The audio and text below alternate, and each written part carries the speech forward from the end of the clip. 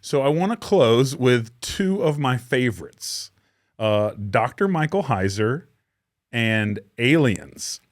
Um, so this is a two-part question. Great. Yeah. Okay. I want first for you to tell us about your experience with Heiser. And then after you tell us about your experience with Heiser, tell us some about the articles that you've written about aliens and things like that. Oh yeah, man, this is why I love your podcast because I love the questions you ask. Yeah, let me start with Dr. Heiser. Um, I owe him so much, to be honest with you, and I only had the privilege of knowing him for a few years.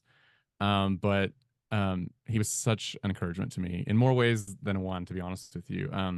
I first met him, just speaking a little bit about experiences. I was a pastor. I don't even remember when this day was. I have to go back and look at emails, but I just reached out to him. He was working at Logos at the time, and I said, "Hey, I know you're." I didn't put it like this, but it was basically, I know you write on like weird stuff, so I need to tell you about a weird experience that I had. And he gave me the time of day. He wrote back a really nice, well thought out, long email, and I remember thinking, man, I really appreciate it. It was very helpful. And long story short, he moved out to Jacksonville, and I have family in Florida, so I was out there one day or for 1 week or whatever, and and I think we had been emailing anyway, so it wasn't weird for me to say, "Hey, you want to get together for lunch?" And so we got together for lunch and had a great conversation. And we were both working with the same publisher, and through that knew some of the same people and stuff. And he was just very kind. We just talked a lot and at that lunch. And then around that time afterward, the school I work for started a active partnership with the school that he founded there in Florida. Awakening School of Theology was his school, and I work for Eternity Bible College. So we still have a partnership to this day. And I went back out there. We filmed like a video together and stuff, and did emails. And I was on his podcast, a dozen times or so, and for an extended series. And we just emailed and communicated. And it was just he's such an amazing person, and it's the world really lost a gift. He was such a gift to the kingdom, and a huge personal encouragement to me. Like just the things I would ask him, and he was kind enough to chat about. And so I could talk a whole episode about Mike and his contribution not only to scholarship but to my own career and things like that.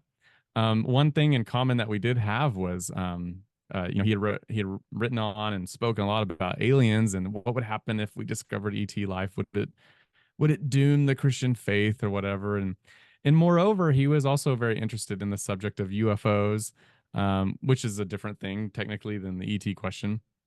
And so he had written and spoken on that kind of stuff. So we talked a lot about that.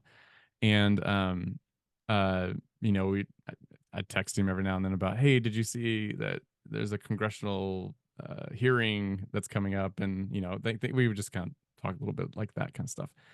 And what was your other question about? Oh, the articles that I had No, written. yeah. So yeah, Yeah. I know you've written a couple articles Yeah. on it too. So I saw that connection. Yeah, and I just encourage everybody to go read them.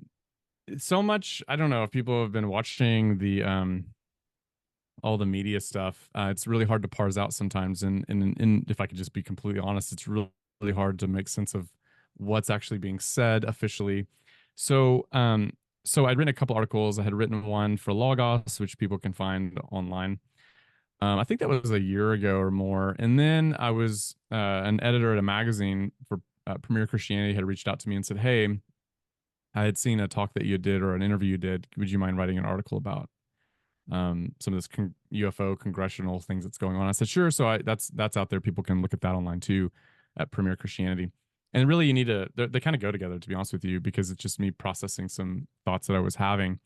The yeah. So I basically, my motive really was to like pay attention to what Congress was saying, because if you, I don't know, I'd get into some of this stuff, but I've actually got a little some of the clip of it stuff, that we're going to watch in a second, but keep yeah, going. yeah, go, Yeah, yeah, yeah. yeah, it's just some of the stuff that's happening in Congress is really, it's just strange. It's just weird. I'm not sure what to do with it, to be honest with you. And so, you know, whether there are aliens or not, it's kind of pointless. The thing that was real interesting is that the conversation about aliens, that's real. I know that that's real. Mm. And I didn't want it to alarm Christians, so I had written a couple pieces on that. The second article I'd written really addressed, okay, what happens if there are aliens, you know? And of course, I conclude right along with other scholars that nothing it has nothing. It won't harm the Christian faith at all. Yeah, well, let's get into that because this clip will, I think, highlight what you just said perfectly. It's been so difficult to get here today. I've said, in the Baptist church, we'd say that the devil's in our way. And the devil has been in our way through this thing. You've stated that the government is in possession of potentially non-human spacecraft. Based on your experience and extensive conversations with experts, do you believe our government has made contact with intelligent extraterrestrials? Something I can't discuss in public setting. If you believe we have crashed craft, stated earlier, do we have the bodies of the pilots who piloted this craft? As I've stated publicly already in my News Nation interview, biologics came with some of these recoveries. Yeah. Were they, I guess, human or non-human biologics? Non-human, and that was the assessment of people with direct knowledge on the program I talked to that are currently still on the program.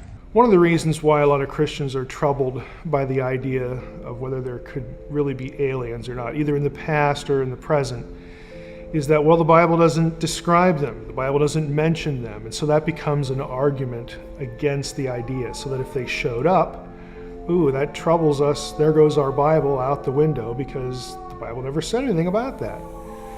So they'll take a stand that it can't be true because of absence in the Bible. Well, if you really think about it, that's a pretty poor argument because the Bible doesn't mention a lot of things that we know are real, like cars or microwaves or toilet paper, okay? There are lots of things that aren't in the Bible that we just know are real. We'll notice in Genesis 1:26 that we have the wording there, let us create humankind in our image. Then the very next verse it switches to singular. So God created humankind in his image. Why do we have plurals mixed with singulars? Well, the reason is because God is speaking to people, beings, probably a better word, that are already there, individuals, intelligent beings. They're the sons of God from Job 38, that were there present at the foundation of the world. He announces his intention, let's create humankind. But when he actually does, only God is the creator. All the verbs are singular, all the pronouns are singular. Only God is the creator. So the plural language is important because he's referring to the members of the spiritual world, the heavenly host. He's bringing them into the conversation about imaging. Let us create humankind in or as our image. Just respond to that clip. Well, let me just say this. I'll start here. I was having a conversation. I mean, I've talked to journalists who are very active in this story. And I was telling one person who's very active in this story and on these sorts of stories. And I said, it's really interesting that and this would be a person who I think this person is not simply a journalist. I'll just say that. I was just saying, I said, I don't know what's going on with all this weird language and stuff. Weird congressional language. Like if you read the National Defense Authorization Act a couple years ago, it's crazy and it's pretty interesting. Chuck Schumer, the highest ranking Senate Democrat in the Senate, one of the most powerful figures in Washington, proposed a really interesting bill that did not pass in the way he formatted it. It was called the UAP Disclosure Act, and he talked about non-human intelligences. People can go look at this and make their own conclusion. That it's really interesting. I told this person, I said, hey, I don't know what's going on. This is really weird. But one thing that is really interesting to me, and one thing I do know, is that the government's not really good about responding to these questions. Like they dodge the questions. They don't give straight answers. It's really funny. That doesn't mean that they're hiding aliens.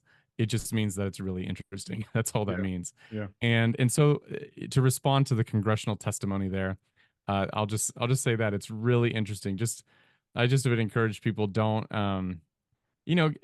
there's a lot of 90% of the stuff on the internet about aliens and UFOs is just whack. I would say like 99% of it.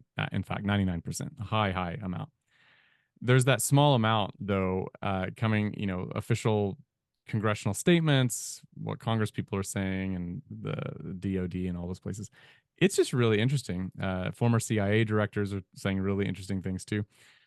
Just focus on those official responses from them, and it's just entertaining enough. I don't have really much more at the time to comment further on it, but like to what Mike was saying at the end, I think it was really helpful, and I think we need more Mike Heisers out there to say those sorts of things, to show that this idea that there's a non-human intelligence is actually a biblical one. I'm not one who thinks that the Bible has stories of UFOs. I don't think Ezekiel saw a UFO. There are no flying saucers or aliens in the Bible. Okay, not just there's nothing there. Sorry. I would say if I thought there were, but there's not. So the whole ancient astronaut theory, it's ludicrous. Yeah. But one thing I will say is, are there such things as non-human intelligences? And I think every Christian would have to say, of course. They're called cherubim, they're called angels, they're called demons, they're called sons of God, whatever. I'm not suggesting that UFOs are those things, or that those things are UFOs. I'm just saying, generally speaking, the idea in a general way of saying, or asking, are there non-human intelligences? Just generally speaking, I mean, Christians shouldn't balk at that question. Now, what's the taxonomy of all the non-human intelligences out there? I don't know if we can say. The final thing I would say on that is, it's something I wrote about in my article, is I think it's super prudent to be agnostic on the question, and not jump into the hype on a lot of these things. So for example, we have, and maybe I'm just too much of a skeptic I just don't believe anything.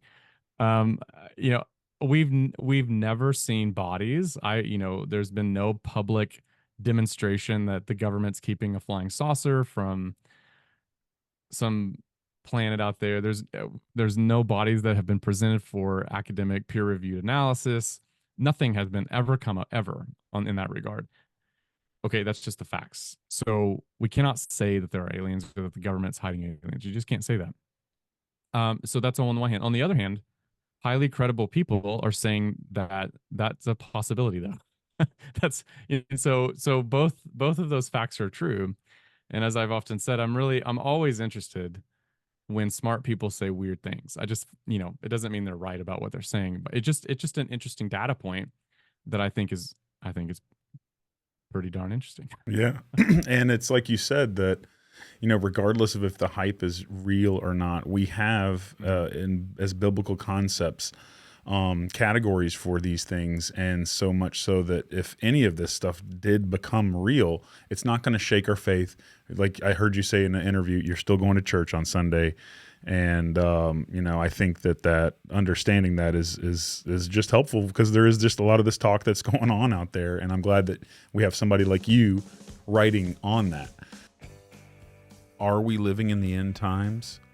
What is the mark of the beast? And who is the Antichrist? Is the rapture biblical, or something our Western world invented? Make sure to check out this full interview as we go over Revelation and the end of the world as you know it. This interview will bring the hope of the gospel and a biblical understanding of the end times. Stay tuned. The beginning is near.